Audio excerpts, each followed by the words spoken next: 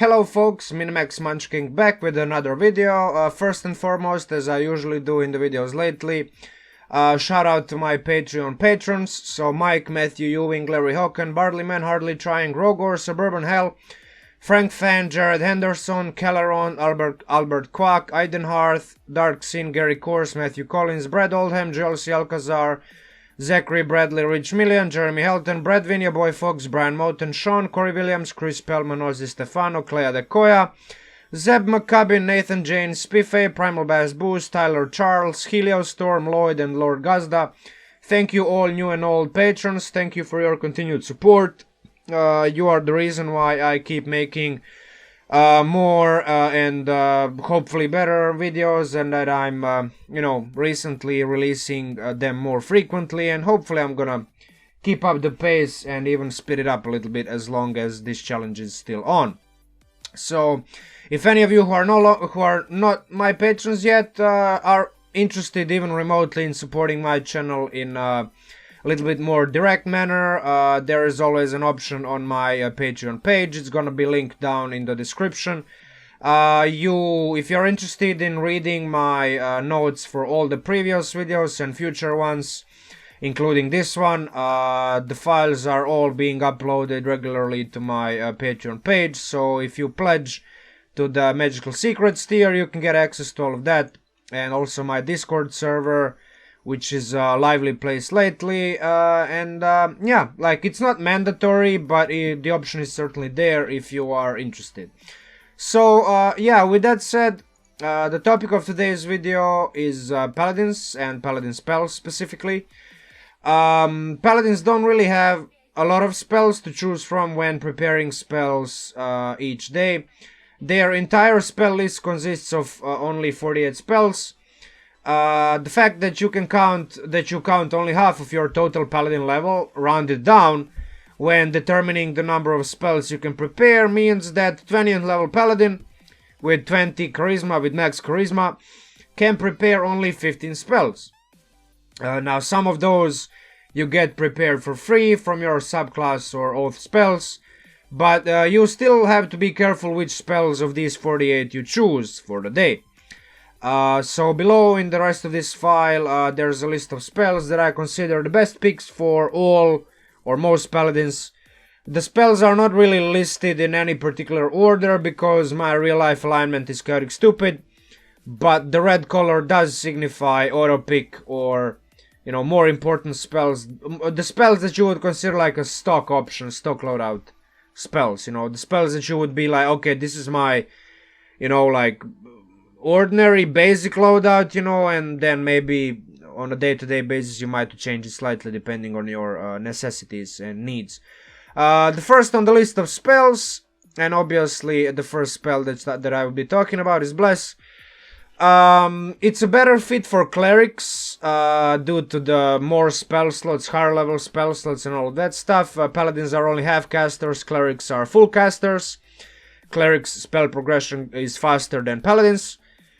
But it's still one of the best spells at any level because it increases accuracy, buffs all saving throws, and this directly synergizes with core features of paladins such as Divine Smite and Aura of Protection. That said, as a rule of thumb, always cast Bless on yourself to be able to benefit from a D4 on all saving throws. This includes concentration saving throws, because Bless is a concentration, and your concentration saving throw will come up, be absolutely sure about it. You will get damaged, it will come up one way or another, so being able to add additional D4 on top of your whatever constitution modifier is a very, very good thing to have. Protection from evil and good is one of those like spells that is deceptively good. It's kind of like evergreen. It works on level 2 and it works on level 20. Doesn't really matter. The real power of this spell is not the fact 6 creature types have disadvantage on attack rolls. That's good. But the real advantage is that the target of the spell cannot even be charmed, frightened, or possessed by any of these creatures. If the target is already under the influence of some of these very, very nasty conditions, The target has advantage on all saving throws against the relevant effect. So, you know, in essence, a first level spell that can deal with super tough and hard monsters such as aberrations, celestials, elementals, fiends. You know, you can. There's like demon lords and archdevils and stuff like that, and this spell still is very relevant against those creatures. So yeah, it's deceptively good for just a first level spell. It does cost a little bit. It's not a free spell. Pretty much costs 25 gold every time you cast this spell, because holy water costs 25 gold. And this powdered silver and iron, well, basically that's 25 gold as well, because, well, ceremony, if you consider that powdered silver, 25 gold pieces worth, you can make holy water. It's pretty much, yes, bless costs 25 gold to cast every time. Not bless, but protection from evil and good every time you cast it. That said, it's very, very good. Shield of Faith is another legitimate contender for that concentration spell. +2 to AC is no joke, especially on lower levels. And when you are up front and you are getting targeted by the monster who hits hard, does a lot of damage, especially on lower levels, Shield of Faith can oftentimes save your ass and mitigate so much damage just based on the fact that you are 10% harder to hit than you would usually be. So yeah, that's it for the Shield of Faith. These three spells I would pretty much have always prepared, regardless of your Paladin. Now, Compel Duel, not so much, even though I would say that, like, it's better to have this spell than not.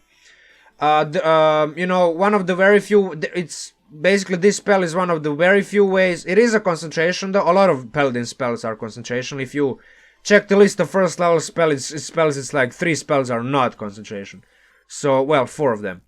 But, I mean, all of the good ones are pretty much concentration type of spells. So, I mean, you have to prepare some of them, right? So, you have to pick and choose. Compel Duel is good in a way that it's one of the very few ways to incentivize whoever or whatever you're fighting against into attacking you instead of somebody else in your party. In other words, this is one of those rare aggro spells, magics, mechanics in the 5th edition that you can legitimately, you know, you can put something on a creature, you can affect an enemy or a foe or any creature to not attack your squishy party members, your wizards or sorcerers or even bards who have low hit points and low armor classes. Instead, they go ahead and attack you, right? Because you have more hit points, you have better AC, and all of that funky stuff. Now, this can work, you know, it's a little bit, you know, it works only against one creature, and it is a save or suck effect, but if the creature fails, and let's face it, on lower levels, not a lot of creatures have good wisdom saving throws, so you have about like a coin toss worth of chance of, you know, compelling somebody to fight you. It might be a good way of just like protecting your allies in the back. In terms of the spells that I would consider not mandatory, or at least like I wouldn't have them prepared at all times, Wrathful Smite comes to mind. Like, first and foremost, I don't like any, I pretty much don't like any Paladin spell that has a Smite word in it. There's like a bunch of them, and Wrathful Smite is one of them. The reason why I list it in the spells that I would consider is because it is legitimately one of the better ones, if not the best one of all one, even the higher level Smite spells. That's because, you know, in order to end the frightened condition, which is pretty much a save or suck mechanic, but if it goes through, the creature doesn't get to automatically repeat a saving throw at the end of its turn, like most of these other spells. For example, Searing Smite, it's got that mechanic. You know, at the end of the creature's run, blah blah blah, it repeats a saving throw. I think it does. Yeah, at the start of each, yeah, the target must make. Yeah, so most of these Smite spells have, like, at the start of each of its turns, the target makes a Constitution saving throw, or at the end of each of the target's turns. Wrathful Smite, not really. Yes, first it has to fail the saving throw, so if it passes, nothing happens. But if it fails, Frightened Condition is a really good thing to have, because the creature just has disadvantage on all attack rolls, period, and all ability checks.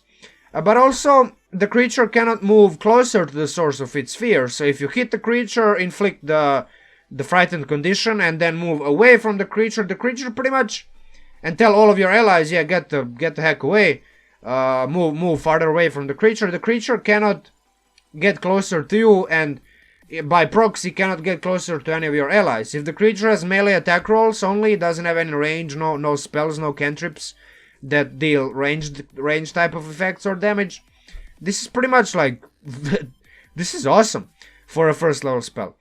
And also, if the creature wants to stop being afraid, it has to spend its action. So even though it can still pass, it has to spend an action. It's not at the beginning of the turn, it's not at the end of the turn, it's an action. Like, the creature has to spend an action to end this condition. And also, it doesn't repeat the saving throw, it's a wisdom check. So, like, it's even harder to pass the wisdom checks because pretty much no creature in the game is proficient in like, raw wisdom ability checks. Sure, a lot of creatures are proficient in saving throws, but wisdom checks? Nah, not so much.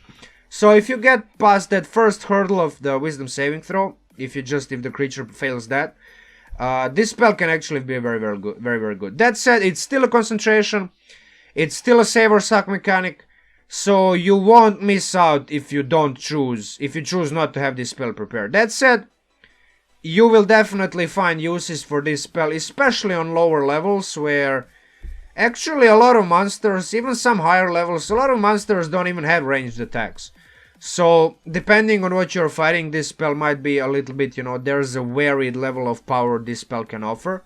But nevertheless, it's still very, very good. Command is, for a first level spell, this spell, it can easily turn a very scary foe into a total joke. Just for example, let's say you target some enemy and command it to drop whatever weapon or spell focus it has in its hands, or whatever appendages it uses to hold said implements. The target drops everything it's holding, and then your rogue friend gets in, picks up all of the shit, and runs away with it. Where if the monster depends on spells, good luck, like, good job, it no longer has a spell focus. So, it cannot cast spells anymore. It's not even that scary, it's just a bag of hit points. And if it has like a scary weapon which it uses to swing like 2 or 3 times and does a lot of damage with it, and its multi-attack specifies that it can only attack 2 or 3 times with its great axe or maul or whatever, well, good job, it cannot attack you more than once in a round. So, and even if it can attack you, it's probably just gonna attack you with a fist or some type of unarmed strike, which deals less damage. So, just one example of this spell, like just one of the functionalities, you can see how this can be super good, and it's got a lot of things that you can do, a lot of these things, and also, like, these are typical commands. You might issue even a different command other than the 5 of them described in here, but the DM determines how the target behaves.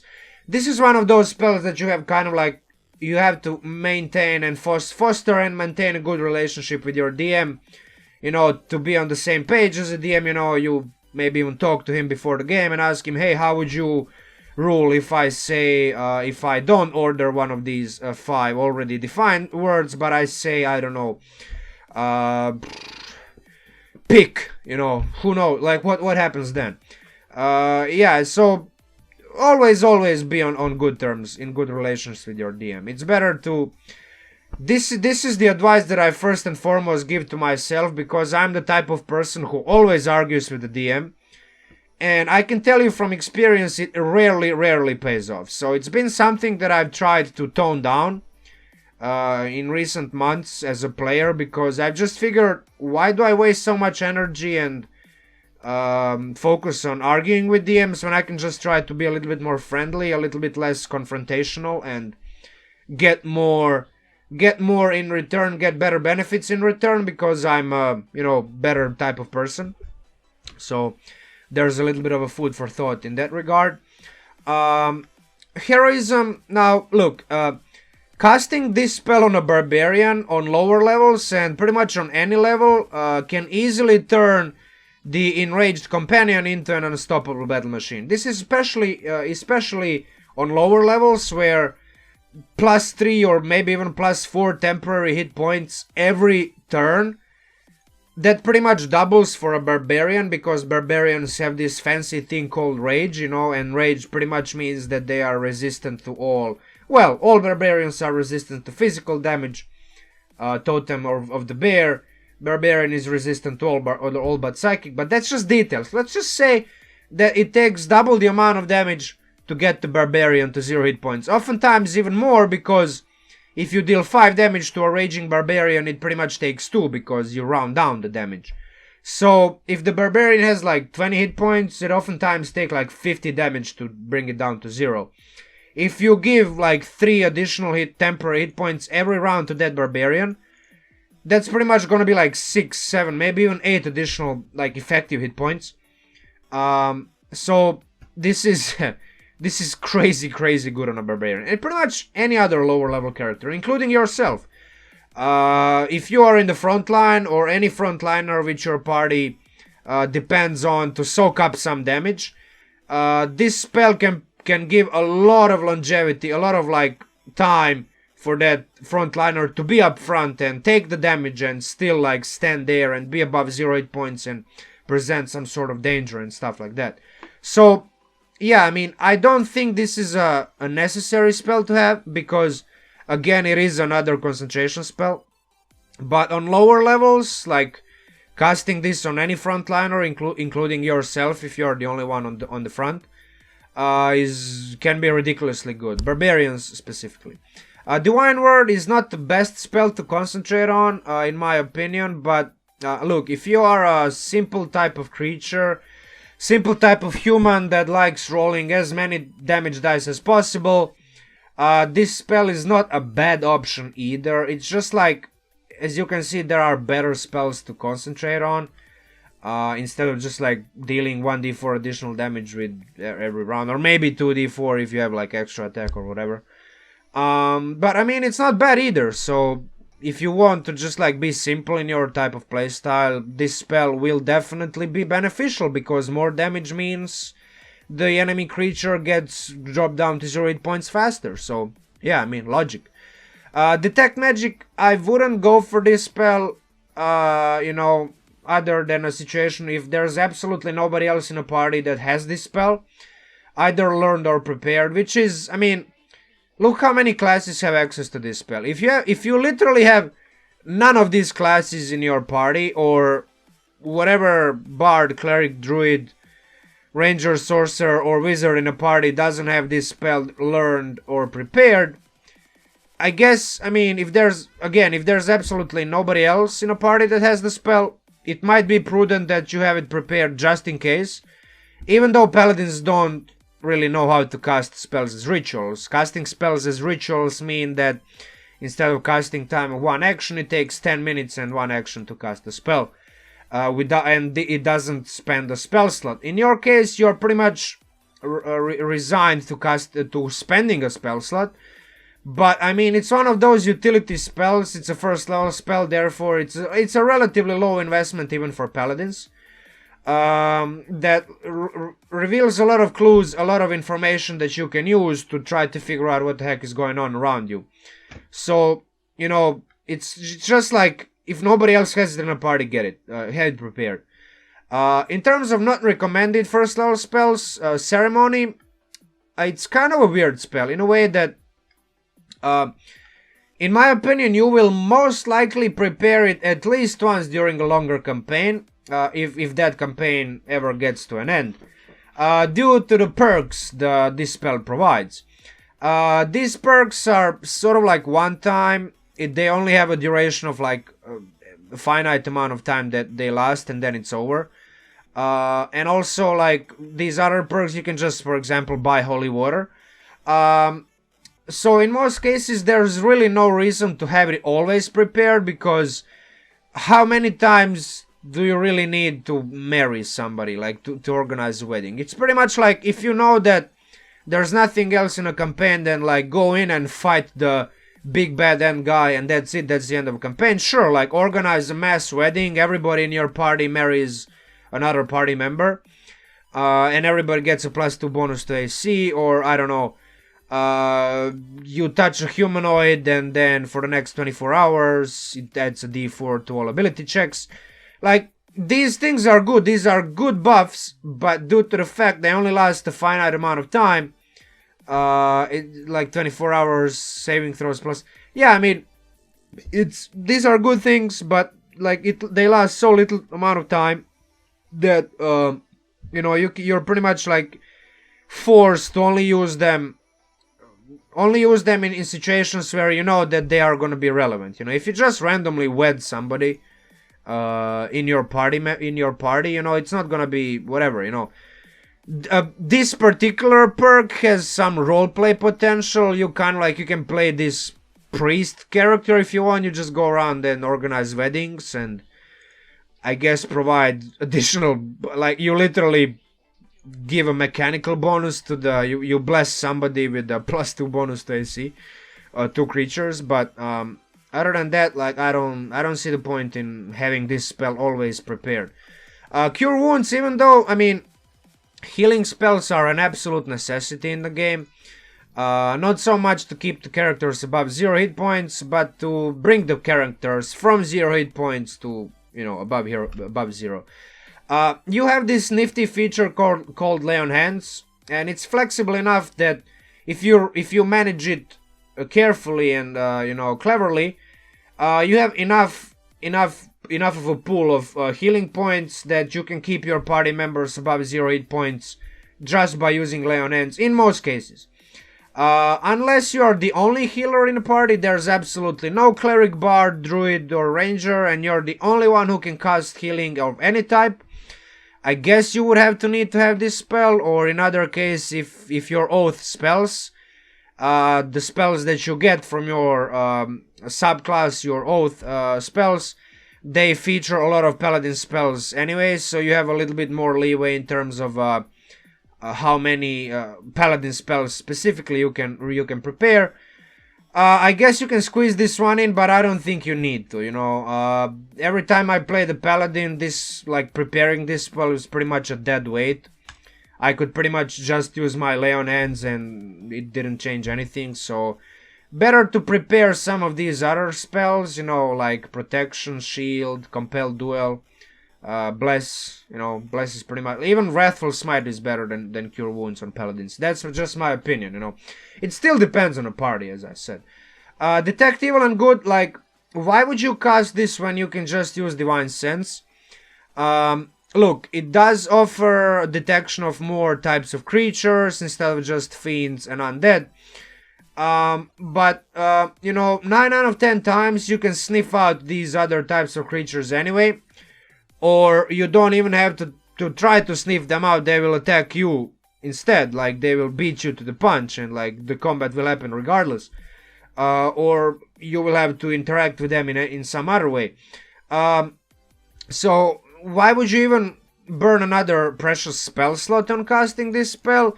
And on top of that, why would you sacrifice preparing some other spell just so that you can have this one? When Divine Sense pretty much, it does like a half of the job of this spell anyway. You know, you can detect consecrated, desecrated places anyway.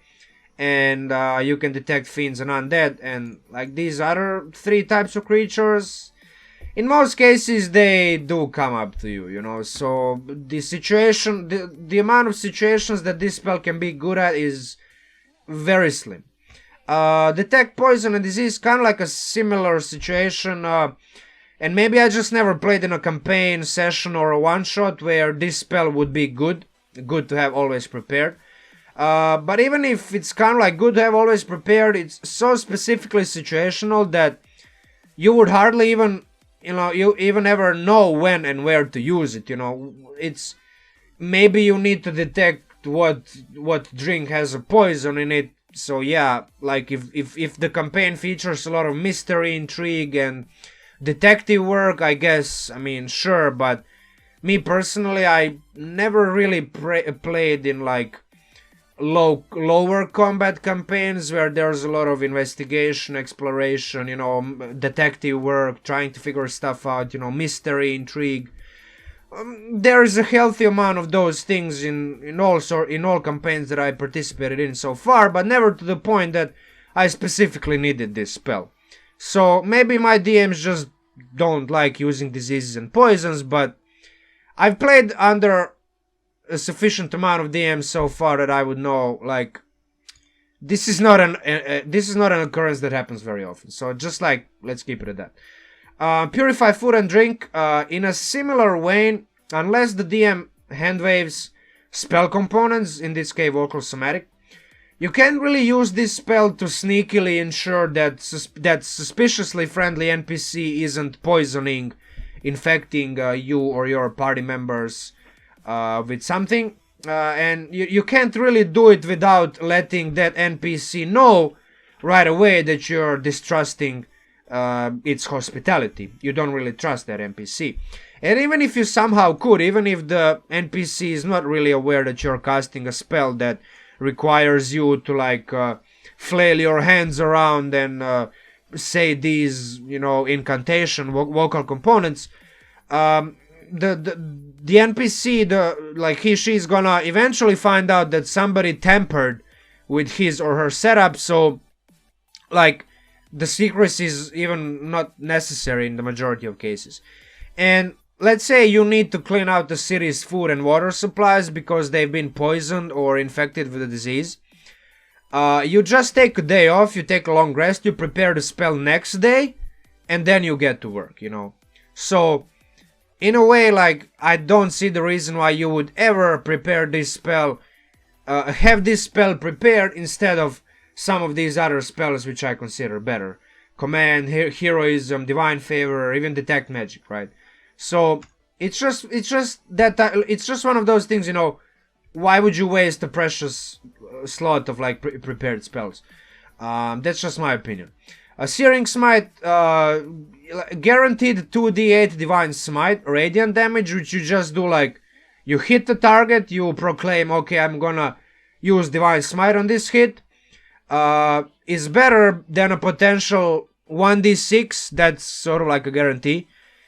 And then if the target fails a saving throw, you might deal additional 1, 2, maybe 3d6 fire damage. That's like too many ifs with this spell and too little consistency, right? Consistency is the thing that you need with Paladin, because Paladins don't have that many spell slots, and wasting it on a concentration spell that doesn't really give you that much other than some fire damage and it's even shit fire damage. It's like a d6 fire damage. It's not even a d8 fire damage. Fire damage is like more resisted damage type than a radiant damage. d6 is a worse dice than a d8. So why would you ever spend a spell slot on Searing Smite when you can just use Wrathful or just good old Divine Smite? If you want to stack some more damage. I don't see the point. So yeah, Thunder Smite in a similar way, like, maybe this spell is a little bit better because you can knock the creature prone, but like, think about it in terms of what happens usually in most cases. Pushing the creature away from you is only good like in a rare few cases where the creature is standing at the edge of the like big ass stupid fucking hole which goes for hundreds of feet, or if you want to push a pirate off the ship, or I don't know, like there are cases where it can be useful. But like in the majority of cases you want to get away from the creature. So why not just use disengage action instead of throwing a Hail Mary and resting your flee attempt on the failed strength saving throw. If the monster succeeds on the saving throw, you don't push it. It stays there. So now you wasted your bonus action, you pretty much wasted your action because you need to hit the creature. And you're out of options. You're still there in melee range. If you wanna move out of the reach of the creature, you have to take attack of opportunity, and maybe you're low on hit points. It's like, I don't see the point in that regard. And 2d6 damage is like, it's always better to use a ordinary Divine Smite instead of just like a 2d6 Thunder. Yeah, Thunder damage is less resisted damage type, but still. And proning a creature, like prone condition, is can easily backfire, because almost all parties of like 4 to 5 PCs. Okay, well, one of my patrons is telling me something. I do have to turn off the Discord when I make videos, so yeah, I guess my professionalism is not on point today. Proning a creature isn't really that good either, because almost all parties have at least 1 or 2 characters that rely on range attacks, and range attacks are harder to land on prone creatures, because prone creatures, all range attacks against them, as you can read, are made with disadvantage. So it's kind of like you know, it's good in terms of like if you just want to maximize your damage, because a bonus action 2d6, you hit, then you stack your Divine Smite, so it's like 2d8 plus 2d6 plus maybe 2d6 from a greatsword or a maul, plus your ability score modifier. Sure, I mean, it's a lot of damage, but I find it difficult to find reasonable, you know, like to find reasons to just go for like, okay, I want to do damage and that's it. Pretty much like, if you consider damage, Divine Favor is better, because yeah, sure, it's a d4, but if you manage to hit the creature 3 or 4 times, which can happen in the course of a combat, you deal more damage anyway. So I don't know. I personally, I don't like Smite Spells. I do know that some people will not agree with my stance on this. This is just my opinion. My experience playing Paladin specifically is that Smite Spells are just like bad, because they waste your concentration. They only work on 1 attack. So that's the thing. The first time you hit with a melee weapon attack, that's it. Like the first time you hit, your weapon rings, blah blah blah, it deals the 2d6. And that's it, like the spells end. Like that's, you deal 2d6, you knock the creature prone, maybe if it fails a saving throw, or you push 10 feet away, and that's it. So you cannot concentrate on anything else. It only works once. The effect in this particular case is kind of meh, you know. Pushing is very situational, and knocking the creature prone can often backfire due to the disadvantage on range attack. It's, yeah, let's not spend too much time on it. I spent like half an hour talking about first level spells. God damn. Alright, let's go to second level spells. First and foremost, there's not a lot of options. I mean, Paladins don't really have that many spells. The first spell that I would like, okay, so this is sort of like a, you don't have to have this spell prepared every day. You pretty much prepare the spell, you cast the spell, you get the mount, and then on subsequent days, sorry, I punched the microphone. If you heard a loud thud, that's my fist meeting the microphone, so I do apologize for that. You don't have to have this spell prepared at all times in every day, but you know, especially on lower levels. But it's an absolute must in my book. Like, there's no reason for you not to cast this spell when you get to 5th level Paladin.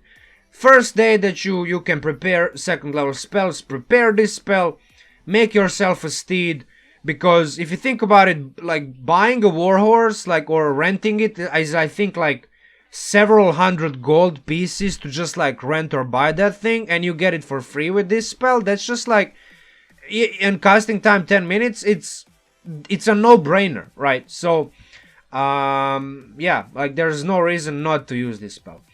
The spell that I would pretty much consider an auto pick, like always have prepared, is Aid. Again, it's one of those spells that's not as good on Paladins as it is on Clerics, and well, if Artificer gets released, it's gonna be Artificer spell as well. But it's still an Earth Arcana for now. So look, on lower levels, it's kind of like it can serve as a panic heal option at the very least, but just giving everybody a buffer of 5 hit points that they can use during the course of 8 hours, which is pretty much like the standard adventuring day. It's a deceptively good spell. Like, at first you might be thinking, whatever, everybody just gets 5 hit points, you know. But if you upcast it, it's 10, all 3 targets. If you cast it as a 4th level, it's 15. So, you know, 3 targets, everybody gets 5, 10, 15 additional hit points. This spell is deceptively good, and it scales very with high level slots. That said, with Paladins it's slightly worse because you get it at 5th level instead of a 3rd level. You get higher level slots every 4 levels instead of every 3 levels that the clerics, every 2 levels that the clerics do. It's, you know, it's less good on Paladins, but it's still like so good regardless, that I would have it on my list at all times regardless. You know, it's just like too good to pass. Magic weapon, you don't really have to prepare this spell, but because of the fact it's a concentration, you know, so you have to concentrate on it to gain its benefit. But you know, if you absolutely, especially like Oath of Devotion Paladins, because they have that sacred weapon Channel Divinity, which gives their your, like, includes your charisma modifier into your attack modifier. That's just like crazy. You can have ridiculous accuracy with Oath of Devotion. But look, it's a bonus action spell. It buffs a weapon, makes it a magic weapon, so it disregards resistance to non-magic damage. Circumvents higher AC enemies. You give yourself +1/+2 to hit. All of a sudden that 18 AC monster is not that hard to hit anymore. D&D is a game of small numbers, you know, so every +1/+2 to hit is a very good thing to have. So yeah, that's it for that. Locate objects. When I first started playing Paladins, I didn't think much of this spell, but a good buddy of mine who played D&D for a long time with me, so shout out Feta if you're listening to this video, taught me the value of this spell. So, you know, it's pretty much like you can track anything with this spell. If you are creative, if you think outside of the box, you can track even your allies that are kidnapped. You can find hidden stuff that you can't find via ordinary means. It's a very useful utility spell to have. That said, it does waste your 2nd level slot, but oftentimes, like, you don't really have any use for the 2nd level slot, and this is the spell that can save your ass at times, you know. So yeah, and if obviously, like, in terms of details, like tracking allies that have been kidnapped, you just specifies a weapon that they are carrying, or a piece of clothing, or something that you know is definitely on their person, and that way you can basically locate their location, even though you are specifically locating the object. But the object is on them, so you know there are creative uses for this spell, and it's a very good utility spell. Lesser Restoration is only half good on Paladins because you can cure diseases anyway via lay on hands. But if you're the only healer in the party, it's better to be safe than sorry, because a lot of these conditions, especially like paralyzed and to extent poisoned, you can even cure poisons with lay on hands, but paralyzed is a very nasty condition. When some of your allies get paralyzed, it's oftentimes monsters have additional things that happen after they paralyze your buddies, your companions, your party members. Yeah, in that case, Lesser Restoration is a very good thing to have. That said, though, this spell will more often than not be a dead weight on your list, so consider it like, you know, maybe talk to your DM, ask him. Maybe that's going too far, you know, but try to know your DM. If you know your DM and you know that the DM won't really bother putting a lot of monsters that do these stupid things. Well, not stupid things, like very annoying things to deal with, and things that can pretty much screw you or any other party member. But I mean, it's a spell that I wouldn't always have prepared, but if you can afford, definitely have it prepared, because, you know, again, better be safe than sorry. The spells that I wouldn't recommend, surprise, Branding Smite. There actually aren't that many creatures in 5th edition that can remain invisible and keep attacking casting spells. So 99 out of 100 times, or somewhere around there, this would pretty much be dead weight on your list of prepared spells. The extra damage is cool, but I mean, you can deal 2d6 extra damage with Thunderous Smite, so why even waste like in that regard, if you just go for damage, I mean, Thunderous Smite is strictly better than Branding Smite, you know, because it deals the same amount of damage. Thunder or Radiant, not really much difference, you know. It's hard to know what type of damage the creature is resistant, immune to anyway. So yeah, I mean, Branding Smite is a big no in my book. At least that's my opinion, you know. Protection from poison. Look, this spell is more useful for clerics and druids and rangers because again you have Lay on Hands, and Lay on Hands cures poisons. So why would you ever waste a spell slot to neutralize poisons when you can just protection from poison, or when you can just spend 5 points of Lay on Hands and do it that way? There's really no reason for you to prepare this spell, or even worse, cast this spell, waste a spell slot on it. Yeah, like if you think about it, like, you need to manage your resources as a paladin, because you know you have a lot of good spells, but some of these are traps. I consider protection from poison as a trap spell. There's very few situations where I would consider a paladin benefiting from casting this spell, you know. So keep that spell for your clerics, druids, and rangers.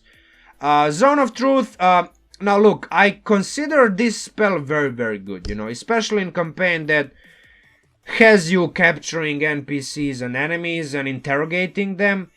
But actually having this spell prepared at all times is in my opinion a waste. Because like, if you capture an enemy, you just take a long rest, you prepare the spell next day, and you can do it that way. It's like, in most cases, it's kind of like you can do it that way. Yeah, that's it for that. But be mindful of the fact that what the NPC or a foe that you're interrogating using this spell considers to be true might not actually be factually true. Factually, yeah. Many people only know rumors, right?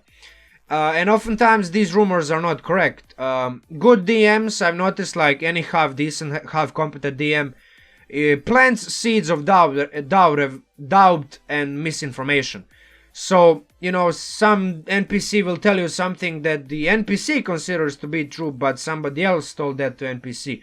Or maybe that NPC has planted memories in its head, and, you know, it considers that information to be true in that way, but somebody is manipulating in the background, you know, it's pulling the strings. So, just consider the possibilities of things like that happening every time you use this spell.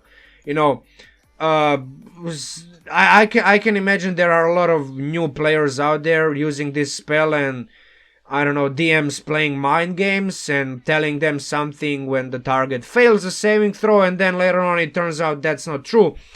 And then the player comes out and says, oh, but I've interrogated that NPC, you know, and she told me this, but now it turns out it's not true, but I cast Zone of Truth. How did it, you know?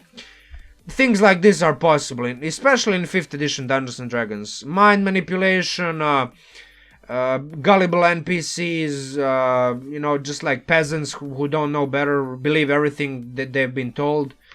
You know, things like those are very common. Even in real life, like, there are gullible people. To be honest, like, for the majority of my life, I was pretty gullible. I took information, I took what people tell me at face value. I pretty much like thought, okay, that guy told me that, so it must be true.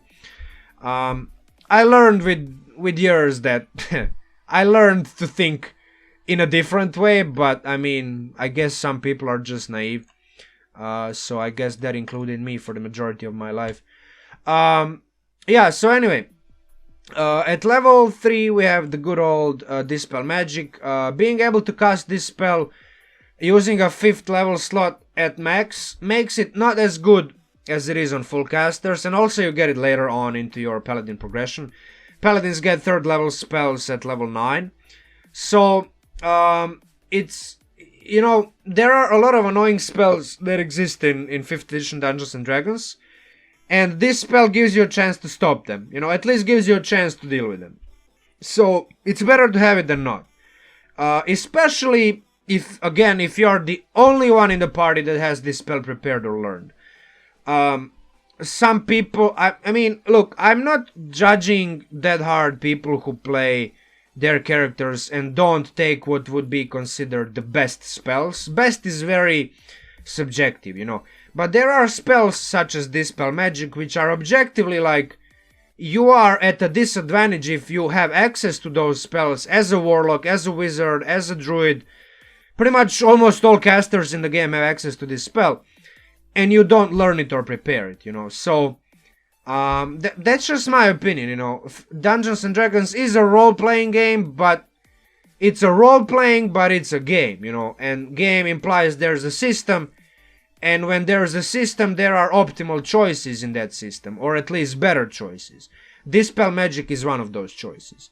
So that's just my opinion. It has been proven to me by myself and by a bunch of other people that Dispel Magic is a good spell to have. So, yeah, I'm gonna end it there. Aura of Vitality is the Paladin-exclusive spell. It's one of the best healing spells in the game, period.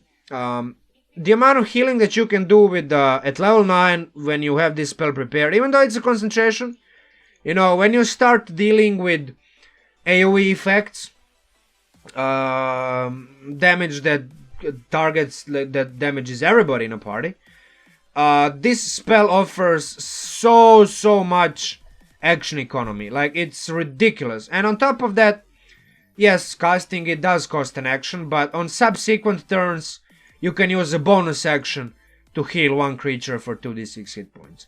So for a full minute is like 20 d6 healing for just one third level slot. The only downside is that it is a concentration, and if you lose concentration, you just wasted a third level slot.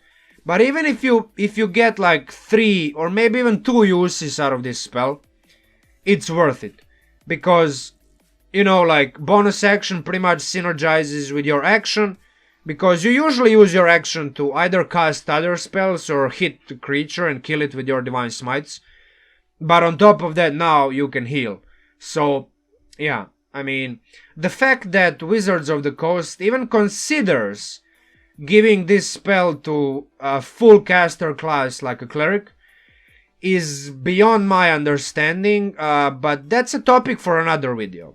So expect that done sometime soon, pretty much before this 50 videos in 50 days challenge is over. And yes, I know I'm way behind on that. I am slowly catching up. So yeah, that's it. Revivify, look, it's not many people have access to this spell. Only Clerics and Paladins, pretty much, and some subclasses, obviously. If that Aura of Vitality, for example, if it fails and somebody still dies, better be ready to bring your dead ally back to life before it's too late. This helps offload some pressure off of your party's Clerics, or maybe, I don't know, Celestial Warlock or Divine Soul Sorcerer or some other stuff. So yeah, I mean, look, it's not that important that you have it prepared, especially if you do not have diamond worth 300 gold pieces. In that case, like, it's irrelevant. You don't have the required component, you can't cast the spell. But if you do, and you don't have this spell prepared, let me tell you, every time one of my characters, or some of my party members, or whatever, had a diamond, and didn't have this spell prepared, somebody died in a party, and then everybody ganged up on the Cleric, usually Clerics, because, you know, they get this spell at level 5. But even Paladins, like, at level 9, that's not a very high level, that Paladins don't often get to use this spell, right? Every time that happened, then the Cleric, usually Cleric, didn't have the spell, but did have the component. It was like, why the fuck don't you have that spell prepared? You're an idiot, you know. So be ready, you know. just be mindful of that. It's better to be safe than sorry with some of these spells, and Revivify is pretty much one of them. Yes, 9 out of 10 times this is gonna be a dead weight on your list. The only way this works is if somebody dies. But deaths happen. Even with DMs that pull the punches and don't really throw the toughest monsters at you and fudge the dice rolls to try to keep you alive, deaths are part of the game. And when somebody dies and you're not ready to revive it, to revive that ally or whatever, somebody that you need to revive, and you don't have this spell, oh boy, will everybody else in a party hate you for the rest of the session, or maybe even for a little bit longer. So just a friendly advice: have this spell prepared. Elemental weapon is provides the same accuracy bonus as a magic weapon does as well, but it does like slightly more elemental damage. Instead of just +1 damage, you get 1d4 damage of a type you choose. Look, if you absolutely like rolling big damage numbers, this is a good spell because it sort of puts magic weapon and divine favor in a single spell, sort of, you know, but it's a 3rd level spell, and I'd much rather concentrate on something else and preserve my level 3 for maybe just divine smites, higher level divine smite, right? Or maybe some of these more important level 3 spells, of which this spell and Aura of Vitality are pretty much considered like these spells to, especially Aura of Vitality. Like, if you want to concentrate on something, it's Aura of Vitality. Not recommended spells, I mean, look, it's just most of these spells are, other than the Smite spell, I would say, like, it's not that you never want to have them prepared, it's just like, maybe, you know, but they're like the 2nd grade spells. The spells that I would consider only if. Well, in terms of Crusader's Mantle, for example, I would have this spell prepared and be an auto pick only if my party is full of marshals with extra attacks. So if I have my 5th level ranger, 2 weapon fighting rogue, a fighter with 2 attacks, a barbarian with 2 attacks, you know, like, okay, everybody's got 2 attacks. Crusader's Mantle is like, oh, cool, yeah, okay. So that actually means that this spell alone can stack a significant amount of damage in just 1 round of combat, you know. But if you don't, and especially if some of your party members are like spellcasters and they don't even cast spells that incorporate, well, I mean, this is only on weapon attacks, right? So they are casting spells. So the more spellcasters that you have in your party, this spell is less and less useful. So just consider that. Like, this spell pretty much it depends on the party composition, the usefulness, the optimal use of this spell. Blinding Smite, I mean, at level 9, being able to blind somebody and like a save or suck mechanic is not that good. Yes, the damage is almost on par with Divine Smite. A 3rd level Divine Smite deals 48 damage. This is pretty much just like 1d8 less, so it's not that much of a damage difference. But, you know, there are much better ways and spells to concentrate on that give advantage on attack rolls and impose disadvantage on creatures' attack rolls. And if you have a healthy party composition, somebody in a party is gonna have some way to do some of those things, enabling you to concentrate on things that actually, on the best spells that you can concentrate on, such as Aura of Vitality, right? Daylight, if Magic Darkness gives you problems, Dispel Magic can easily fix that. Like, you would already have this spell prepared anyway, because it's one of the best 3rd level Paladin spells, whatever. So why waste another slot on Daylight? And many people think that this spell actually creates sunlight, and therefore, for example, by casting this spell, they can burn vampires, deal damage to vampires, and prevent their regeneration.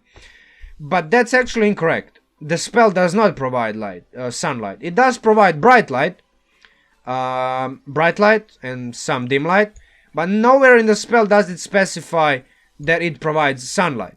The only two spells that I can think of at the top of my head at the moment, or at least at the moment that I was, writing all of these notes down, are Sunbeam and Sunburst. So, both of these spells, I'm not gonna go too much into it, but Sunbeam, this light is sunlight. It specifies that it's a sunlight. And Sunburst, somewhere in there, Brilliant Sunlight. There we go. There might be some other ones, but I'm just too lazy to Google that at the moment. And you pretty much get the idea, Daylight doesn't equal sunlight. It's just like, that's an important distinction to make. So, yeah. That's that for it. Create food and water at level 9. If you're still struggling to find food and water, I guess this spell is good. But in most cases, this spell is dead weight, because by level 9 you have some means of obtaining the bare necessities of your survival, right? So I would just put this spell into a just like maybe spell which is only useful if your DM decides to be a total asshole and makes it super hard for you to find anything in the world, including food and water.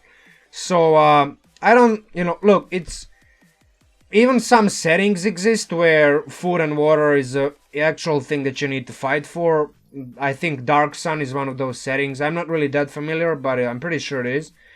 But I mean, so maybe calling a DM who likes that type of campaign or setting or just a type of game an asshole is maybe a bit too much of me, but it's really no fun when you have to micromanage anything. That's just my own opinion as a player and as a DM. Some things you just hand wave. Food and water for a level 9 party, you can easily hand wave that stuff. There's other stuff that you can challenge your party with. And in most cases, you have a druid who casts Goodberry and create water or whatever. So yeah, it's just one of those things, So I just put it in a basket of maybe, maybe only if type of spell. Magic Circle. The value of the spell depends again on the campaign, but that said, it is better than create food and water. Let's just say it like this. If you're dealing with enemies that fall into one of these types defined by this spell, which there we go. This spell pretty much, it gives you a way to trap demons, liches, or whatever you're trying to trap, some like elementals, and have a chat with them, or I don't know, torture them, or whatever you want to do with them. I don't know what floats your boat. But yeah, this spell can easily facilitate it. That said, I would never have this spell as like an always prepare option. This is the spell that, you take a long rest, you prepare it, and then you say, okay, let's go. Remove Curse, kind of like the same thing. It's very situational and only marginally good if your DM is obsessed with cursed magic items and cursed magic in general. In most cases, it's dead weight, yeah, like there's, again, in 9 out of 10 times, it's just gonna be you staring at your list of prepared spells and thinking, why do I even have this spell prepared? I'm not ever gonna use it. So, that's just my opinion. Like, I do have a sort of like a subjective opinion on the game because, I never actually played under a DM who was constantly throwing cursed magic items and all sorts of magical and mundane curses on me, but hey, I mean, if you are playing under a DM that constantly does that, then I guess Remove Curse is the best spells that you can prepare. So there's a little bit of everything for everybody. Level 4 spells in a similar way in that at level 2 you get Find Steed. At level 4 you pretty much get the ability to ride a Griffon or Pegasus. It's a major improvement in the mount department, and again, there is absolutely no reason not to use this spell. You do not have to have it prepared at all times. You have to prepare it only if your mount dies. But, like, there's no reason not to use these mounts because it's pretty much just like, here, you have a free animal that you can ride. So, yeah, it's like, there's zero reason not to use this spell. Banishment is one of those spells that it's just legit good, you know.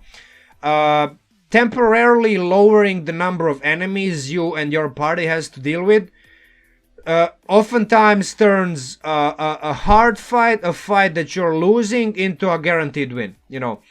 The spell is a bit limited for you because even if you upcast it, you can never target affect more than 2 creatures with this spell. But it's still one of the best level 4 spells on the Paladin list, period. And whenever you get it, and you get access to this spell at level 13 of your Paladin, it's always good to have it prepared. And even like a lot of Paladins, like Crown Paladin and Vengeance Paladin, have it auto-prepared. So, and you can see, like, yeah, there are subclasses of Paladin that give you a little bit more breathing room in terms of how many spells, what spells of the Paladin spells you can prepare. So, you know, this spell particularly is on the 2 Paladin subclasses list of always prepared spells, like spells that you get prepared for free. No reason not to have it, even if you're not one of those. Aura of Purity. With so many nasty conditions this spell gives you advantage against, you will definitely be able to find a few uses for it, because, you know, it's a huge radius. All of your allies benefit from it. So even like neutral creatures, which are, it says non-hostile creatures. So maybe there's some NPCs on the side which are getting affected. So yeah, I mean, it's the amount of conditions it works against there's a lot of them, so there's a lot of times that this spell is going to be useful. And while not having it prepared is not going to be that much of a detriment, because you still make a saving throw against all of these conditions anyway, this spell does give advantage, you know. So rolling 2d20 and taking the bigger number is usually the thing to go for, and this spell provides that, not only for you, but for everybody else in the party. And don't forget, Aura of Protection is the thing that you have, so plus 3, 4, or 5 to all saving throws to you and everybody else within 10 feet, and then this aura on top of that, so plus 5 on all saving throws with advantage against all of these conditions. Ooh, yeah, it's juicy. It's a very, very juicy thing to concentrate on. Death Ward, look, it's one of those, you're not gonna do bad if you don't have it prepared and if you don't use it, but being able to withstand pressure or even cheat death is only bad because it's situational, you know. The only situation you get to do this, you get to use this spell is, well, if somebody drops down to 0 and then, you know, it gets to drop at 1. Or if somebody just like plain outright kills it instantaneously, like Power Word Kill or, I don't know, Divine Word or shit like that. You know, even that said, such situations happen even at higher levels. And if you have a DM who likes testing your characters with absolute bullshit combat encounters and massive damage save or die traps, like I do like to do, for example, you will definitely benefit from this spell. My own players in my own campaign used this spell more than a few times, to a very, very good benefit to them during the course of the campaign. So, you know, it depends. Like deadly campaigns, sure, this spell is gonna be very, very useful. Less deadly campaigns where there's more intrigue and thinking what to do instead of just trying to like desperately grasp for your life and stay above 0 hit points. Yeah, Death Ward is very good in those cases. So, you know, every spell has a situation. In terms of not recommended spell, surprise, surprise again, Staggering Smite. Now, look, taking away creature's reaction is good. It does give you a chance to move out of the creature's reach. And giving the target disadvantage on attack rolls is a nice debuff. But you can definitely survive without this spell just fine, you know. Spending a 4th level slot to just burn a creature's reaction when another party member who has a Shocking Grasp cantrip, for example, can do just the same thing, And, you know, disadvantage on attack rolls, ability checks can be done way easier with lower level spells anyway. Yeah, I don't think this is a good spell. But yeah, again, this is just my opinion. I like to spend my concentration spells on things that last more than until the first time you hit it with a weapon, right? So, yeah, that's it. Aura of Life, again, another very situational thing. I consider Aura of Purity and Banishment better anyway, but look, it's resistance to Necro can be useful if you know that you're gonna deal with it. If your DM likes reducing your maximum hit points all the time, like a lot of undead monsters have that ability. You know, bringing creature up to 1 hit point if it's 0. I mean, Aura of Purity does that anyway. You know, you can spend your bonus action and just give 2d6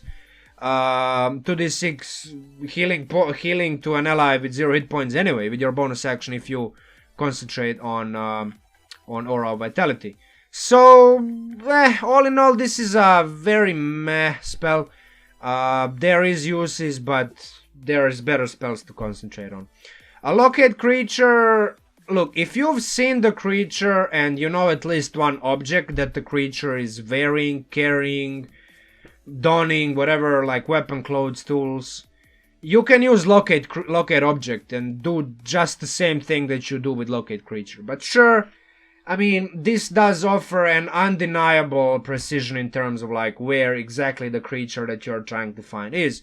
Because maybe that creature has been stripped of all of its clothes and stuff like that. But in my opinion, the fact that you get this at level, level 13. If none of your party members has ways to locate the creature that you're trying to find. And even then, like, you're not gonna be actually searching for creatures that oftentimes. Most of the time, creatures find you, right? So, yeah, I mean, it's campaign specific, it's scenario specific. Some campaigns do have a lot of go here, find that, go there, save that. You know, dealing with a lot of NPCs. Not actually fighting, but more like mediating, being like peacemakers, mediators, message bringers, you know, stuff like that. So in that case, maybe Locate creature is better, but I just never played in those campaigns, and my experience is maybe playing D&D's maybe a little bit limited. I don't know, to each its own. I just don't think this spell will be that useful to you. More often than not, it's gonna be a dead weight. So yeah, I would not have this spell on the list of spells that I say, okay, always have this spell prepared. My opinion, you don't have to agree. Level 5, you have your good old Circle of Power, which is, well, I mean, maybe probably even the best level 5 Paladin spells. I don't know. You and your party are most likely dealing with the metric crapton of harmful magic. So this spell combined with your Aura of Protection, which at this point at level 17, when you get access to 5th level spells, if you don't have at least 18 and pretty much 20 charisma, which gives you +5 to all saving throws. If you don't have that, I don't know, like maybe I just don't see the point in less than 18 charisma, you know, because +4 at the very least to all saving throws is a minimum, right? And pretty much +5, better safe than sorry. Every point matters. So combining +5 to all saving throws with the ability to have advantage on all saving throws against spells, and not just spells but also other magical effects. So there are monsters, there are foes, there are enemies in 5th edition Dungeons and Dragons that do inflict saving throws, but they don't cast spells. So maybe somebody in your party has counterspell, but you can't use counterspell on something that is not a spell. But if that something is a magical effect, of which many high challenge rating creatures have a lot of magical effects that are not actually spells, and those magical effects inflict saving throws, force you to make saving throws, you have advantage against those as well. So in terms of level 5 spells, this is the most universal one, and due to that fact I would say it's the best one. And yeah, it can effectively preserve so many hit points, prevent so many bad condition effects on your party members. It's ridiculous. Destructive Wave is that type of spell that's like surgically precise, you know. Whenever you're surrounded with multiple enemies, this spell is really good because it will damage all of them, if provided they are within 30 feet of you. But 30 feet radius is a decent amount of distance. And it will not affect any of your allies because you pretty much say, okay, I'm only going to choose enemy creatures. Why would you ever hurt your allies? Prone condition can backfire a little bit because if your party has a lot of ranged attackers, they will have disadvantage on their attack rolls. But that said, sheer amount of damage distributed to everybody will shorten the time required to kill everybody, right? So, you know, good old damage spell, a decent amount of Thunder and Radiant or Necro. In total 10d6, that's like 35 damage to everybody that you want in a 30-foot radius. If you get surrounded by like 50 enemies, all of them get at least half of this damage if, you know, if somehow they all pass the saving throw. It's just, I think it's good. You know, it's very simple, but I think it's good. And also, not to mention, like, proning the creature does give advantage on melee attacks, so if you use this and then on subsequent turns some of those creatures are still prone, you know, you or your fighter or barbarian has advantage on those attack rolls. You know, it's a buff for them, so better odds of critting and all of that stuff. So, you know, it's a push or pull type of scenario. Banishing Smite, when you compare it to Banishment, Banishment can affect 2 creatures if you cast it as a 5th level slot. The damage of the spell is nice, but it's hardly worth wasting a 5th level slot because in order for this spell to result in a full effect, you do require precise meta knowledge. You know, you have to know exactly whether the monster has more or less than 50 hit points. And in most cases, if the target is legitimately below 50 hit points, well, at 50 hit points or fewer, it's better to just like go ahead and not even risk anything, just kill it, you know. Don't even, why even, you know, why risk it, you know. There's, look, I can imagine a situation where you don't have the damage and you're the last one standing and you have 1 hit point and you're the last on the initiative, and after you on the initiative is the monster with now less than 50 hit points after you hit it with this spell, and the monster is gonna swing 5-6 times, pretty much gonna kill you. It's gonna be a TPK. But like, it's so specifically situational that this spell can be useful, that I see very few situations that you can actually benefit from it. And that said, like, you have to know, only the DM knows exactly how many hit points the monster has. So, you know, only if the DM decides to tell you, okay, the monster has like 47 hit points. In most cases, like, most tables don't reveal that information. It's kind of like a DM has the authority to decide whether to tell you some stuff or not. It's pretty much up to DM. DM is the ultimate arbiter. But most DMs don't tell you the exact amount of hit points the monster has. They might tell you the monster is below half hit points, or, you know, the monster is critically wounded, or you only need like 1 or 2 hits to kill it. But that's only like indirect information. You very rarely ever get said, okay, the monster has like that or that amount of hit points.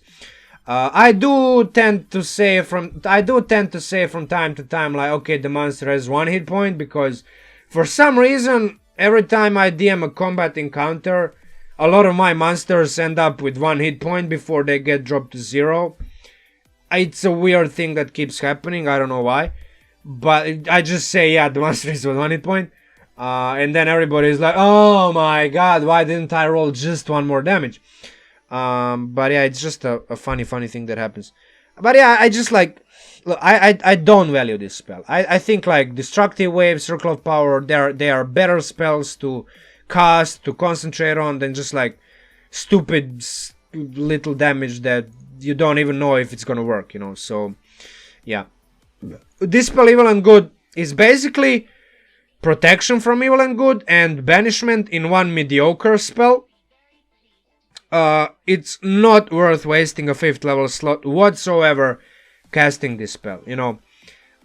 If you want creatures to have disadvantage against you, cast protection. If you don't want to get possessed, protection from Evil and Good is gonna help you in that department as well.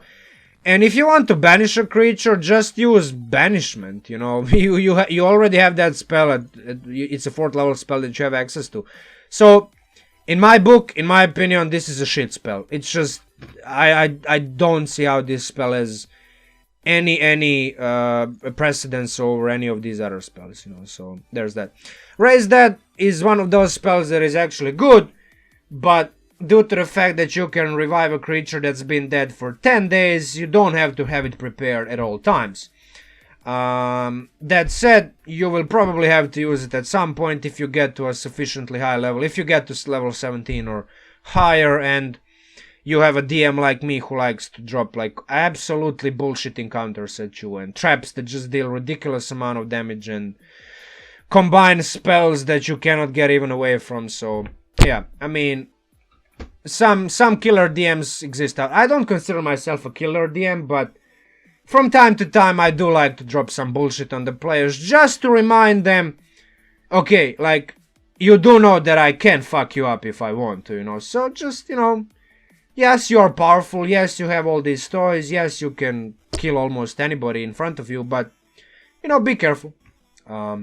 It's a healthy dose of paranoia, I think, that every player has to have in order to play their character in a way that, like, actually makes sense. Holy Weapon, look, elemental, pretty much like if you upcast elemental weapon to using a 5th level slot, it gives you +2 to hit and gives you 2d4 extra damage. Now 2d8 extra damage is better than 2d4 extra damage, but I do value that accuracy bonus better than just like plain old give me as much damage as possible. Yeah, look, it's just like if you wanna, the AoE, it does have the AoE damage and the blinding condition, but if you wanna do AoE damage, destructive way is much better, you know, anyway. And the blinding condition at level 17, when a lot of monsters have multiple means to detect you, is not a very good thing. It's at least not in my book, you know. Blinded pretty much becomes irrelevant at some point, and at level 17 when you get access to 5th level spells, that's pretty much, you know, not every monster doesn't care about getting blinded, but a lot of them do, especially like bosses and monsters above CR 20, which you will probably be fighting against. Now this does affect multiple enemies in a 30 feet, but you know, in that regard it could be useful that you blind all of them, but it's a save or suck. I don't feel this spell, you know. It's cool, and yes, if you already have a +2 magic weapon or higher, I guess having this weapon stack additional damage on top of that is, you know, it becomes even better, because why would you cast elemental weapon with a +2? You can't even cast it on a magic weapon. It only works on non-magic weapon. So it depends, you know. But in vacuum on its own, I value casting elemental weapon at the 5th level spell better than casting holy weapon on its own. And if I want to do AoE, destructive wave is more than enough. It deals way more damage and you know, kills things more faster. Geas, I don't know how it's pronounced. I consider this spell more of a DM spell against low-level tier 1 parties, because the damage is absolutely laughable. At level 5, being able to inflict 5d10, at level 17, putting somebody under this spell and telling it, okay, if you don't listen to me, I'm gonna inflict 5d10 psychic damage. Who cares about like 20-30 damage a day? But you can only do it once a day, so that's gonna be completely irrelevant. the charm condition can easily be stopped by higher challenge rating monsters. So yeah, this is like a DM spell. This is a spell that somebody that is your or mine or anybody's DM takes and uses it against your level 1, 2 or 3 character, maybe 4 and 5. Even level 3, 4 and 5 characters can deal with this spell if they have the right tools. So it's like, yeah, it's just one of those spells that it's just a DM spell, period, like very simple. So yeah, that's about it. That's it for spells. If you like the video, like, share, comment, subscribe, hit the bell button. You do know the drill, I call for that every time in every of my videos. If you are still here and you would like to get your hands on this file, you can maybe, I don't know, pause the video and read it, or you can make it very convenient to yourself and go to my Patreon page and pledge to the Magical Secrets or higher tier and gain access to all of my PDFs and Word files used in all of my videos, including this one. So if you want it to have it ready for your future reference, to just like, you know, peek into it instead of like scrolling through my video and trying to remember what happened or what I said at any point in time, you know, it's the option is there. It's not necessary. I do make it a point to provide as much information out there as possible. That's why my videos last god awful amount of time. An hour and a half, just like what happened now. But you know, if you like, support me. If you don't, it's not necessary.